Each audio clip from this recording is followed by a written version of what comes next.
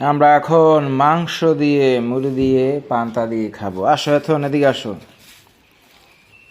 মুরগির মাংস, মুড়ি এবং পান্তা, সাথে লবণ। এখন আসো, এটা দিয়ে মাখানো হবে, তারপরে সুন্দর করে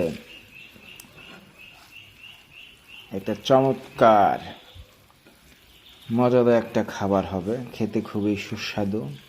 পান্তা মুড়ি সাথে মুরগির মাংস এবং কাঁচামরিচ থাকলে সাথে আরও ভালো হবে। এদিকে আসো এখন।